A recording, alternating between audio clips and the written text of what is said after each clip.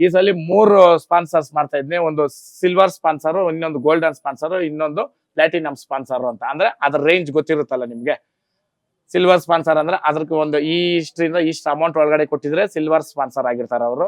Golden sponsor ಅಂದ್ರೆ ಇಷ್ಟಿಂದ ಇಷ್ಟ್ಗೆ ಅಂತ ಅದು ನಿಗದಿ ಮಾಡ್ತೀರಿ. ಮತ್ತೆ ಪ್ಲಾಟಿನಮ್ ಸ್ಪಾನ್ಸರ್ ಅಂತಂದ್ರೆ ಇಷ್ಟಿಂದ ಇಷ್ಟವರೆಗೂ.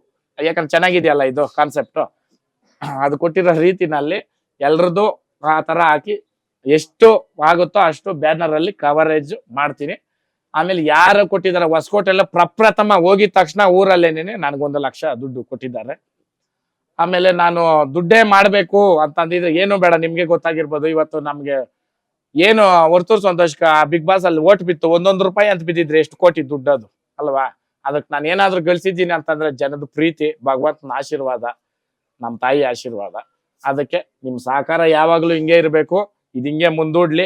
ಇನ್ನ ಈ ಪ್ರೋಗ್ರಾಮ್ಗಳೆಲ್ಲ ಇಟ್ಕೊಂಡು ಇದೇ ಸೆಂಟರ್ಗಳಲ್ಲಿ ಅವಾಗ ನಿಮ್ಮ ಹತ್ರ ನಾನು ಬೈಟ್ಸ್ಕೊಡ್ಬೇಕಾಗತ್ತೆ ಏನೇನ್ ವ್ಯವಸ್ಥೆಗಳು ನಡೀತೈತೆ ಹೆಂಗೆ ಅಂತ. ಆಮೇಲೆ ಕೆಲವೊಬ್ರು ಈ ಕೇಳೋದು ಯಾರು ಬರ್ತಾರೆ, ಯಾವ್ರನ್ನ ಯಾಕೆ ಕರ್ಸಲ್ಲ, ಇವ್ರನ್ನ ಯಾಕೆ ಕರ್ಸಲ್ಲ. ದಯವಿಟ್ಟು ನಾನು ಒಂದೇ ಕೇಳೋದು, ನಾವು ಫಸ್ಟ್ ಧ್ರುವ ಅವ್ರನ್ನ ಕರ್ದಿದ್ರಿ, ನಮ್ಗೆ ಬಂದ ಅಷ್ಟೇ ಸಹಕಾರ ಮಾಡ್ಕೊಟ್ಟವ್ರೆ.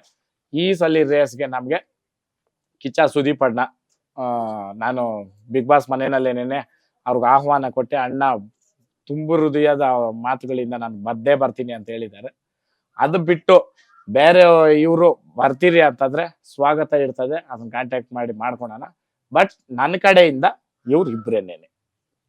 ಕ್ಲಿಯರ್ ಇದೆ ಅಲ್ಲ? ಏನಾನ ಪ್ರಶ್ನೆಗಳಿದ್ರೆ ಕೇಳ್ಬೋದು. ನ್ಯೂಸ್ ಫಸ್ಟ್, ನಿರ್ಭೀತಿಯಿಂದ ನಿಮ್ಮ ಪರವಾಗಿ.